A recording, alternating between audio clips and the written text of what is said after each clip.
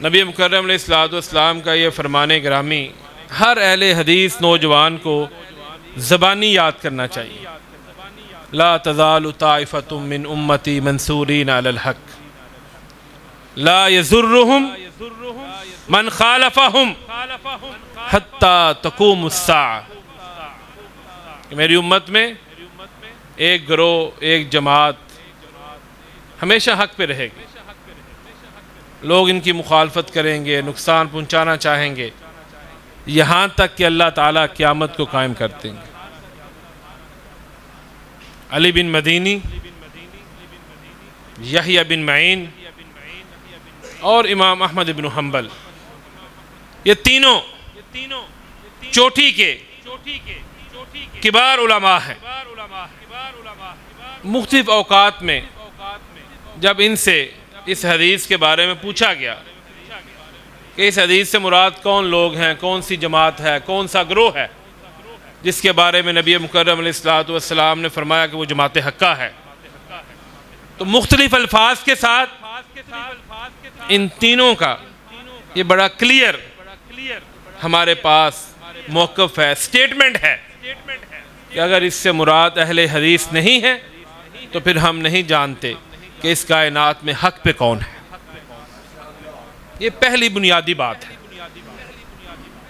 اور میں بڑا حیران ہوتا ہوں جب میں کسی اہل حدیث نوجوان کو ایسے لوگوں سے متاثر ہوتے ہوئے دیکھتا ہوں جنہوں نے ایک دن بھی کسی مستند عالم کے سامنے زانو تلمس طے نہیں کیا، ایک دن، اور اس کا نتیجہ کیا نکلتا ہے؟ ہمیں آئے روز عجیب و غریب اقوال، عجیب و غریب سٹیٹمنٹس اور موقف سننے کو، پڑھنے کو ملتے ہیں۔ اس کی وجہ یہ ہے کہ ایسے لوگ علماء کی مجالس کو اختیار نہیں کرتے، علماء سے علم کو سیکھتے نہیں ہیں، اور نوجوان ویسے جذباتی ہیں۔ یہ گزشتہ ہفتے ہم نے اس کا نتیجہ، رزلٹ دیکھا ہے کہ کس طرح نوجوانوں کو ریاست کے سامنے کھڑا کر دیا گیا، ان کو ڈی ٹریک کیا جاتا ہے، ان کے برین واش کیے جاتے ہیں صرف اپنے مقصد کے لیے، اور جب یہ اپنا مقصد حاصل کر لیتے ہیں اس کے بعد پھر ان نوجوانوں کا، جنہیں یہ ڈی ٹریک کرتے ہیں، جن کے یہ برین واش کرتے ہیں، ان کا کوئی پرسان حال نہیں ہوتا۔ اور مجھے فخر ہے کہ اللہ تعالیٰ نے ہمیں اس جماعت کے ساتھ جوڑا ہے، مرسی جمعیت اہل حدیث کے ساتھ، کہ جنہوں نے آج تک خون کی سیاست نہیں کی، بلکہ مجھے یہاں پر شیخ الاسلام علامہ ساجد میر رحمہ اللہ کی وہ بات یاد آ رہی ہے۔ سرگودا کانفرنس میں فرمانے لگے، کسی نے نعرہ لگایا تو میر صاحب نے فرمایا مجھے آپ کا خون نہیں چاہیے، بلکہ میں نے تو کبھی آپ کا پسینہ بھی نہیں مانگا، اور میں نے یہ کوشش کی ہے جماعت کی سربراہی کرتے ہوئے کہ ہمارے کسی نوجوان کی انگلی، سب سے چھوٹی لیڈی فنگر، یہ بھی ضائع نہ ہو۔ کیوں؟ یہ ہمارا منہج نہیں ہے، یہ ہمارا اسلوب نہیں ہے، طریقہ کار نہیں ہے۔ حضرات گرامی، کوئی بھی تنظیم، کوئی بھی جماعت، اس کے دو مین ستون کہہ لیں، گروہ کہہ لیں، ایک ذمہ داران ہے اور دوسرا کارکنان ہے۔ ذمہ دار چاہے جس مرضی لیول کا ہو، یونٹ کا ہو، تحصیل کا ہو، شہر کا ہو، صوبے کا ہو، ضلع کا ہو، مرکز کا ہو، اور کارکنان وہ بھی چاہے کسی بھی لیول کے ہوں۔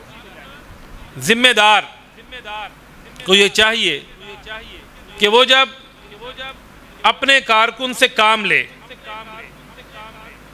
تو اس کے اندر اس کام کے حوالے سے شوق کو پیدا کرے۔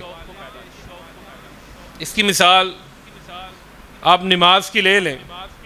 جب اللہ تعالیٰ کا فرمان آ گیا کہ نماز کو قائم کریں، یہ کافی تھا، لیکن اس کے ساتھ ساتھ ایڈیشن کیا گیا، ان الصلاۃ تنہا عن الفحشاء والمنکر، کہ بے شک نماز برے کاموں سے روکتی ہے۔ نبی مکرم علیہ الصلوۃ والسلام نے فرمایا الصلاۃ عماد الدین، نماز دین کا ستون ہے۔ جو نماز ادا کرے گا اسے اللہ تعالیٰ جنت عطا کریں گے۔ جو پابندی کے ساتھ نماز پڑھے گا اللہ تعالیٰ اس کے درجات کو بلند کریں گے۔ یعنی کہ ہمیں بتلایا گیا کہ آپ اگر نماز ادا کرتے ہیں تو اس کے مقابلے میں آپ کو یہ ریوارڈ اللہ رب العزت عطا کریں گے۔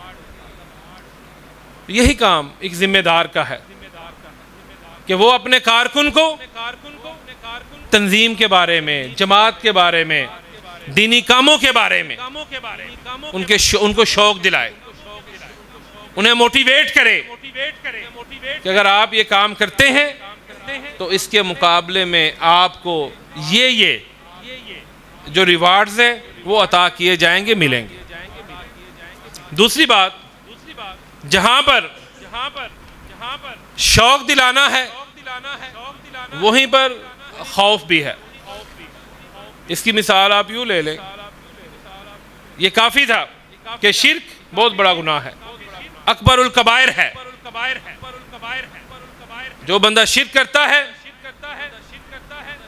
اللہ رب العزت اس کے لیے اپنی جنت کو حرام قرار دے دیتے ہیں۔ لیکن اس کے ساتھ ساتھ قرآن کریم میں نبی مکرم علیہ الصلوۃ والسلام کے فرامین میں بتلایا گیا کہ اس کی نیکیاں ضائع کر دی جائیں گی، اس کو جنت کی خوشبو بھی نہیں آئے گی، اسے جہنم میں ڈال دیا جائے گا۔ اور اس کے مقابلے میں ان لوگوں کا تذکرہ بھی کیا گیا کہ جو اللہ کے ساتھ شرک نہیں کرتے اللہ تعالیٰ اسے اپنی جنت عطا کریں گے۔ جیسا کہ سیدنا عثمان رضی اللہ تعالیٰ عنہ حدیث کے راوی ہیں، کائنات کے امام محمد رسول اللہ صلی اللہ علیہ وسلم نے فرمایا من مات وهو يعلم انه لا الہ الا اللہ دخل الجنہ، کہ جو بندہ اس حالت میں فوت ہوا وہ لا الہ الا اللہ کے معنی، مفہوم، مطالب کو جانتا ہے، اس کے اوپر یقین رکھتا ہے، اللہ تعالیٰ اسے اپنی جنت عطا کر دیتے ہیں۔ ابو ہریرہ رضی اللہ تعالیٰ عنہ نبی مکرم علیہ الصلوۃ والسلام سے پوچھتے ہیں من اسعد الناس بشفاعتک یوم القیامہ، اللہ کے نبی وہ کون سے خوش نصیب لوگ ہیں جنہیں قیامت کے روز آپ کی شفاعت، آپ کی سفارش حاصل ہوگی؟ تو کائنات کے امام محمد الرسول اللہ صلی اللہ علیہ وسلم فرماتے ہیں من قال لا الہ الا اللہ خالصا من قبل نفسہ، اے ابو ہریرہ جو شخص سچے دل کے ساتھ، اخلاص کے ساتھ لا الہ الا اللہ کے اوپر ایمان رکھتا ہے، تو یہی ایک ذمہ دار کی بھی ذمہ داری ہے کہ وہ جب اپنے کارکن سے کام لے، جہاں پہ شوق دلائے وہاں پر اس کے اندر خوف بھی پیدا کرے۔ اس کی مثال آج کے پروگرام کی لے لیتے ہیں۔ حافظ یاسر صاحب، نسیم اکرم یزدانی صاحب، ضلع سیالکوٹ کی 4 تحصیلیں ہیں، ڈسکا، سمبڑیال، سیالکوٹ، پسرور، ان چاروں سے یہ رابطہ کرتے ہیں، انہیں اس پروگرام کی جہاں افادیت سے آگاہ کرتے ہیں وہیں پر اگر یہ ساتھ ساتھ جو تحصیلی ان کے ذمہ داران ہیں انہیں یہ خوف بھی دلاتے ہیں کہ اگر آپ نے جو آپ کے ذمے تعداد لگائی گئی ہے اگر آپ وہ لے کے نہیں آئیں گے ہمارا پروگرام کامیاب نہیں ہوگا، ہمیں شرمندگی کا سامنا کرنا پڑے گا، لوگ ہمیں باتیں کریں گے۔ اور اس کے ساتھ ساتھ ایک بڑی اہم بات، تنظیمی امور میں سچ تو ویسے بولنا چاہیے، الصدق ینجی والکذب یہلک، لیکن جماعت اور تنظیم کے معاملے میں ہماری یہ بہت بڑی کمی کہہ لیں کہ ہم ذمہ داران کو خوش کرنے کے لیے میٹنگ میں کہہ دیتے ہیں وہ جی میں 100 بندہ لے کے آؤں گا، میں 50 لے کے آؤں گا، میں 150 لے کے آؤں گا، میں 200 لے کے آؤں گا۔ اب ذمہ دار بیچارہ اس حساب سے اپنی کاؤنٹنگ کرتا ہے، کیلکولیشن کرتا ہے کہ یہ افراد آ جائیں گے، اتنے لوگ پروگرام میں آئیں گے، اور کو کہنے کی ضرورت نہیں ہے۔ لیکن جب پروگرام کا دن آتا ہے، چاہے وہ کانفرنس ہے، تربیتی نشست ہے، جلسہ ہے، سیمینار ہے، وٹ ایور کوئی بھی ہے، تو وہ بیچارہ اس کا چہرہ اس کو اترا ہوا ہوتا ہے کہ میرے ساتھ کیا ہوا ہے۔ اور میں اکثر کہا کرتا ہوں کہ قرآن کریم میں اللہ رب العزت نے ہماری جو رہنمائی کی ہے سچ بولنے کے حوالے سے، یا ایھا الذین آمنوا اتقوا اللہ وقولوا قولا سدیدا، کہ اگر اے لوگ جو ایمان لائے سچی بات کریں، اگر یہ سچی بات کرتے ہیں، سچ کا ساتھ دیتے ہیں، یصلح لکم اعمالکم، ہم ان کے اعمال کو بہتر کر دیں گے۔ اور یہ صرف دینی اعمال نہیں ہے، دنیاوی بھی ہیں۔ اب آپ مجھے بتائیں کہ جس کام کا آغاز ہی جھوٹ سے ہو جائے وہ کامیاب ہوگا؟ وہ کامیاب نہیں ہوگا۔ بلکہ اگر آپ جتنے افراد کہتے ہیں اتنے لے کے آتے ہیں، یہ جہاں آپ کے لیے باعث عزت ہے وہیں پر آپ کا جو ذمہ دار ہے اس کے لیے بھی باعث مسرت ہے۔ اس لیے میری ذمہ داران سے یہ گزارش ہے کہ آپ جب کسی بھی مجلس میں، کسی بھی میٹنگ میں افراد لکھوائیں تو برائے مہربانی سچ بولا کریں، جھوٹ سے کام نہ لیں۔ وقتی طور پہ ممکن ہے آپ کی واہ واہ بلے بلے ہو جائے، لیکن وہ تھوڑے عرصے کے لیے، چند دن بعد وہ پروگرام آ جاتا ہے، چند دن بعد وہ سیشن آ جاتا ہے، تو پھر آپ کیا کریں گے؟ کچھ ہمارے ایسے دوست بھی ہوتے ہیں، انہوں نے افراد بڑے لکھوائے ہوتے ہیں، جب موقع آتا ہے وہ پھر خود بھی نہیں آتے شرم کے مارے، تو یہ نقصان ہوتا ہے۔ اس سے بہتر ہے کہ آپ وہ بات کریں جس بات کے اوپر آپ پورا اتر سکیں۔ تیسری بات ذمہ داران کے حوالے سے، صرف یہ نہیں کہ کارکن ہی کام کرے۔ اب میں صدر ہوں، میں جناب اجلا صاف ستھرا سوٹ پہن کے، ویسٹ کوٹ پہن کے خود بیٹھ جاؤں اور جو ہمارے ذمہ داران ہیں چلو بھائی آپ کام کرو؟ نہیں، یہ سیرت کا میسج نہیں ہے، یہ سیرت کا پیغام نہیں ہے۔ نبی مکرم علیہ الصلوۃ والسلام جب مدینہ منورہ تشریف لائے اور آپ نے جب مسجد قباء کی بنیاد رکھی بنو نجار کے ساتھ مل کے، تو جہاں پر صحابہ کرام رضوان اللہ علیہم اجمعین پتھر اٹھا کے لاتے تھے، وہیں پر نبی مکرم علیہ الصلوۃ والسلام بھی ان کے ساتھ مل کر پتھر اٹھا کر، گارا اٹھا کر آپ مسجد کی تعمیر میں ان کے ساتھ شامل رہیں۔ جب نبی مکرم علیہ الصلوۃ والسلام کو،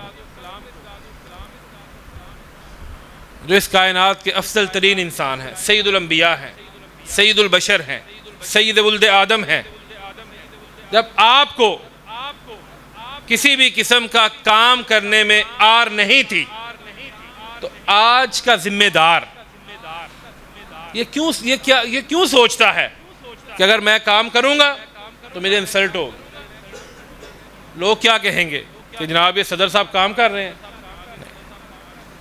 انتہائی ناقص اور غیر تعمیری سوچ ہے۔ ہمیں نبی مکرم علیہ الصلوۃ والسلام کی سیرت کو اپنے لیے اسوہ بنانا چاہیے۔ لَقَدْ كَانَ لَكُمْ فِي رَسُولِ اللَّهِ أُسْوَةٌ حَسَنَةٌ۔ جب آپ تجربہ کر لیں، آپ تجربہ کریں، آپ پروگرام رکھیں اور آپ اپنے کارکن کے ساتھ مل کر کام کریں، جو رزلٹ ہے وہ آپ کو بتائے گا کہ آپ کے ساتھ ملنے کی وجہ سے اگر آپ کا رزلٹ 40 تھا وہ 70 ہو جائے گا، 70 تو وہ 100 ہو جائے گا۔ جب کارکن یہ دیکھتا ہے کہ میرا لیڈر، میرا ذمہ دار، میرا قائد میرے ساتھ مل کر کرسیاں لگا رہا ہے، میرے ساتھ مل کر کھانا کھلا رہا ہے، اور پھر یہ عجیب ہمارا ابھی ایک رواج پڑ چکا ہے کہ جہاں پر کارکن کھانا کھا رہا ہے وہاں پر ہم کھانا کھانا مناسب نہیں سمجھتے۔ اگر آپ کارکن کے ساتھ بیٹھ کے کھانا کھا لیں گے، جو اس کے لیے بنا ہے وہی آپ اگر نوش فرما لیں گے تو میں گارنٹی دیتا ہوں آپ کی عزت میں اضافہ ہوگا، کمی نہیں ہوگی، کمی نہیں ہوگی۔ اور ہم نے آزمایا ہے، ہم نے تجربہ کیا ہے۔ پنڈی کانفرنس تھی گزشتہ برس، اہل حدیث کانفرنس۔ ہمارے دوست مری روڈ پہ رات کو فلیکسیں لگا رہے تھے، میرے ساتھ انعام الرحمان یزدانی صاحب، عبدالغفور مدنی صاحب، میاں ضیاء اللہ صاحب، ہم لوگ بھی وہاں پہ چلے گئے۔ لڑکوں نے جب ہمیں دیکھا تو ان کی خوشی دیکھنے والی تھی، تو مجھے کہنے لگے کہ ہمارا پہلے پروگرام تھا کہ ہم آج صرف 200 فلیکس لگائیں گے، لیکن آپ لوگ آگے، اب ہمارا پروگرام ہے کہ ہم ساری فلیکسیں آج رات کو ہی لگا دیں۔ پھر آپ جب ساتھ چلے جاتے ہیں، جب آپ ان کے ساتھ گھل مل جاتے ہیں، جب تک آپ اپنے کارکن کو یہ احساس نہیں دلائیں گے، اپنائیت کا یہ احساس نہیں دلائیں گے کہ مجھ سے بڑا آپ کا کوئی خیر خواہ نہیں، اللہ کی قسم اٹھا کے کہتا ہوں تب تک آپ مطلوبہ نتائج کو حاصل نہیں کر سکتے، آپ کو نتائج نہیں ملیں گے۔ حضرات گرامی، پھر کارکن کی حوصلہ افزائی کریں۔ ہمارے ہاں کیا رواج ہے، اگر میں ذمہ دار ہوں، ہمارے لڑکے، میں مثال دیتا ہوں، اشتہار لگا رہے ہیں، ہونا تو یہ چاہیے نا، میں ان کو تھپ تھپاؤں، انہیں موٹیویٹ کروں، ان کی تحسین کروں، لیکن ہم الٹ کام کرتے ہیں۔ میں کیا کہوں گا، او چھڈو جی تہاں کنے کو اشتہار لائے نے، اے دیکھ رہا 1000 اشتہار لا لیندے ہوندے ہیں۔ اگر کسی نے پروگرام رکھا ہے 100 بندہ، اے کنا ہوندا ہے، ایسے 500 بندہ لائے ہوندے ہیں۔ تصور کریں کہ وہ بندہ جو بیچارہ 1 ماہ سے محنت کر رہا ہے، کوشش کر رہا ہے، خرچ کر رہا ہے، آ رہا ہے، جا رہا ہے، جب آپ کے منہ سے ایسے الفاظ سنتا ہے ذمہ دار کے منہ سے، تو اس کے دل کے اوپر کیا بیتتی؟ نبی مکرم علیہ السلام کھندق کھود رہے ہیں، سیدنا طلحہ رضی اللہ تعالیٰ عنہ آپ کے پاس حاضر ہوئے، آ کے عرض کی کہ بھوک لگی ہوئی ہے۔ اپنا دامن اٹھایا، دامن اٹھا کر انہوں نے دکھایا کہ اللہ کے نبی، میں نے بھوک کی شدت کی وجہ سے اپنے پیٹ پہ پتھر باندھا ہوا ہے۔ تو رؤوف الرحیم رسول صلی اللہ علیہ وسلم نے اپنا دامن اٹھایا اور فرمایا، طلحہ میں نے 2 پتھر باندھے ہوئے ہیں، میں نے 2 پتھر باندھے ہوئے ہیں۔ اور یہ کب ہوگا؟ جب آپ کارکن کے ساتھ گھل مل جائیں۔ اور اگر آپ یہ چاہیں کہ میری قمیض پہ کوئی سلوٹ نہ آئے، میری جو ویسٹ کوٹ ہے اس کے اوپر کسی بھی قسم کی ڈسٹ نہ آئے، اور سارا سٹیج لگ جائے، آخر پہ حضرت صاحب، صدر صاحب، سیکرٹری صاحب تشریف لائیں، تو پھر کامیابی نہیں ملنی۔ پھر آپ نے وہ رزلٹ کبھی بھی گین نہیں کرنا جو آپ چاہتے ہیں۔ چوتھی بات، غیرت، یہ بہت ضروری ہے، اور یہ غیرت آپ کے کارکن میں عقیدہ توحید کے لیے ہونی چاہیے۔ یہ غیرت نبی مکرم علیہ السلام کے فرامین کی ہونی چاہیے۔ یہ غیرت مسلک اہل حدیث کے لیے ہونی چاہیے. یہ غیرت آپ کی جماعت کی جو پالیسیاں ہیں ان کے حوالے سے ہونی چاہیے. احد میں جب یہ نعرہ لگا اول حبل اول حبل، حبل کی جے ہو، نبی مکرم علیہ السلام نے حکم دیا کہ اس کو جواب دو. کیا جواب دیں؟ اللہ اعلی اللہ اکبر. یعنی آپ نے پہلے آپ خاموش رہے، پورا یہ مکالمہ ہے. پہلے آپ خاموش رہے جب پوچھا کہ نبی مکرم علیہ السلام کدھر ہیں، ابو بکر کدھر ہیں، عمر کدھر ہے، آپ نے جواب نہیں دیا. لیکن جب بات اللہ کی توحید کی آئی تو نبی مکرم علیہ السلام نے حکم دیا کہ بلند آواز کے ساتھ اللہ کے اس دشمن کو جواب دو.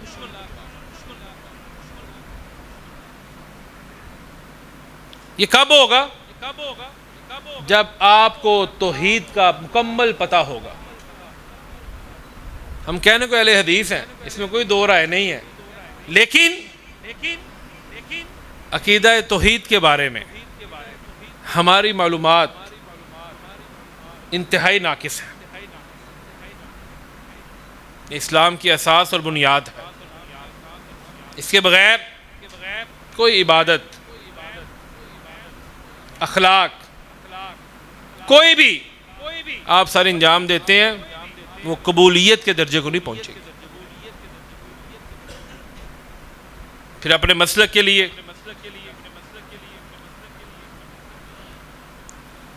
ایک ٹی وی چینل پہ 4-5 سال پہلے ایک ٹاک شو تھا، مجھے بھی انہوں نے بلایا. مجھے وہاں پر انہوں نے بڑا زور لگایا کہ آپ اہل حدیث یوتھ فورس کا نام چینج کرتے ہیں. وہ ابھی بھی وہ ریکارڈنگ یوٹیوب پہ پڑی ہوئی ہے، آپ سن سکتے ہیں، دیکھ سکتے ہیں. میں نے ان سے پوچھا کیوں، وجہ کیا ہے؟ کہنے لگے کہ اہل حدیث کے نام سے لوگ آپ کی طرف نہیں آتے، لوگ آپ سے دور ہو جاتے ہیں. میں نے انہیں 20 مثالیں دی کہ میرے پاس بڑی ایسی مثالیں ہیں. الحمدللہ اہل حدیث یوتھ فورس کے نام کی وجہ سے ہمارے پاس کتنے نئے نوجوان شامل ہوئے ہیں. نیشنل یوتھ الائنس ایک الائنس ہے جس میں سیاسی اور مذہبی تنظیموں کے یوتھ ونگ ہیں. الحمدللہ اہل حدیث یوتھ فورس کے پاس گزشتہ سال اس کی صدارت تھی. اس ٹینیور میں سیکریٹریشپ ہمارے پاس ہے.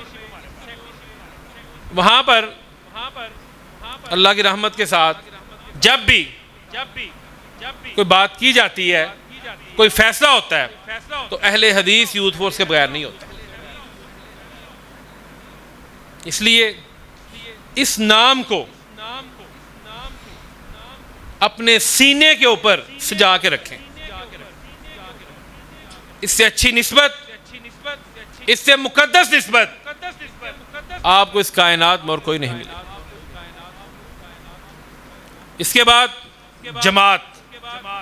ہم کہنے کو اہل حدیث یوتھ فورس کے ذمہ دار ہیں، جماعت کے ساتھ ہم منسلک ہیں، لیکن ذرا سا اگر ذمہ داران کی جانب سے کہہ دیا جائے کہ فلاں خطیب صاحب، فلاں مولوی صاحب، فلاں حضرت صاحب یہ جماعتی پالیسی کی خلاف ورزی کرتے ہیں، وائلیٹ کرتے ہیں، آپ انہیں نہ بلائیں، تو مجھے بڑی تب حیرانگی ہوتی ہے کہ ہمارے دو اپنی مرضی سے، اور چاہے وہ مولوی صاحب آ کر ان کے لیے موقع پہ جا کر ہنسائی کا باعث بنے، وہ برداشت ہے. لیکن جب جماعت کے ہے، ذمہ داران کے ہیں کہ فلان شخص کو آپ نے نہیں بلانا، تو وہیں پر ہمیں اپنے ذات، اور مجھے آج تک یہ بات سمجھ نہیں آئی، رانا صاحب سے سمجھ نہیں ہے میں نے، کہ ذاتی تعلق کیا ہوتا ہے. جب بندہ جماعت میں آ جائے، نظم میں آ جائے، جی فلاں کو نہ بلائیں، وہ جیسے ہمارے ذاتی تعلق. ذاتی تعلق کون سا ہوتا ہے؟ ہم جہاں پہ جتنے بیٹھے ہوئے ہیں، میرا خیال ہے کوئی کسی کا رشتہ دار نہیں ہے. صرف مسلک، جماعت اور تنظیم کی محبت نے ہمیں اکٹھا کیا.